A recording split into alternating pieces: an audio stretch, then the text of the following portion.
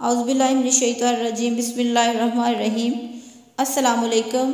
حضرت محمد صلی اللہ علیہ وآلہ وسلم اپنے اصحاب کے ساتھ بیٹھ کر کبھی کبھار دنیاوی باتیں اور مزاح فرمایا کرتے تھے۔ یوں بھی ہوتا کہ وہ مجلس مستقل ایک واقعہ اور قصہ بن جایا کرتی۔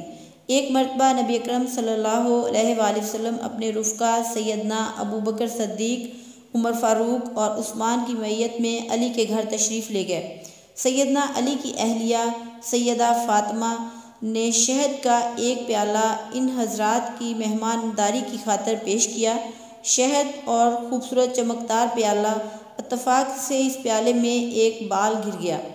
آپ نے وہ پیالہ خلفائے راشدین کے سامنے رکھا اور فرمایا، آپ میں سے ہر ایک اس پیالے کے متعلق اپنی رائے پیش کرے۔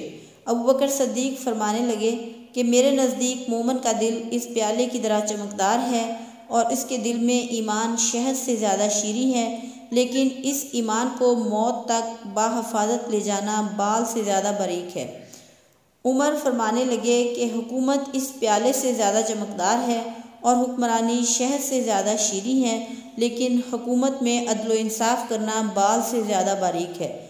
عثمان فرمانے لگے کہ میرے نزدیک علم دین اس پیالے سے زیادہ چمکدار ہے اور علم دین سیکھنا شہد سے زیادہ میٹھا ہے، لیکن اس پر عمل کرنا بال سے زیادہ باریک ہے۔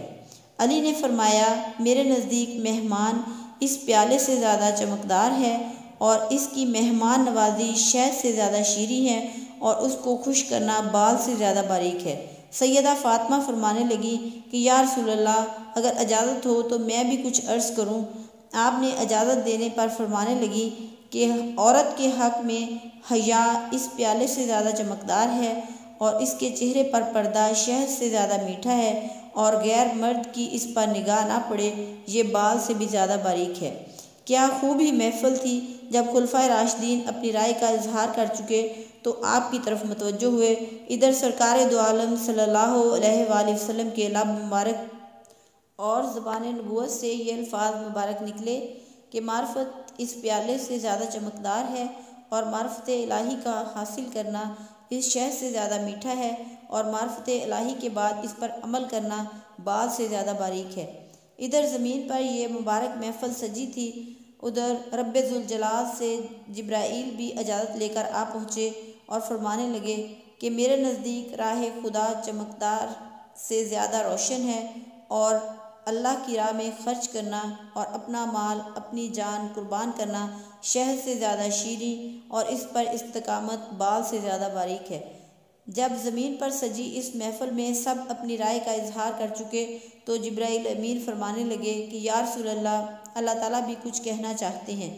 فرمایا کہ جنت اس پیالے سے زیادہ چمکدار ہے اور جنت کی نعمتیں اس شہد سے زیادہ شیریں ہیں، لیکن جنت تک پہنچنے کے لیے پل صراط سے گزرنا بال سے زیادہ باریک ہے۔ بلا شبہ یہ مجلس بھی مبارک اور ہر ایک کی گفتگو بھی مبارک۔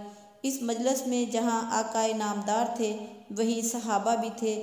آپ کی یہ مجلس اور اس میں ہونے والی گفتگو ہم سب کے لیے مشعل راہ ہے۔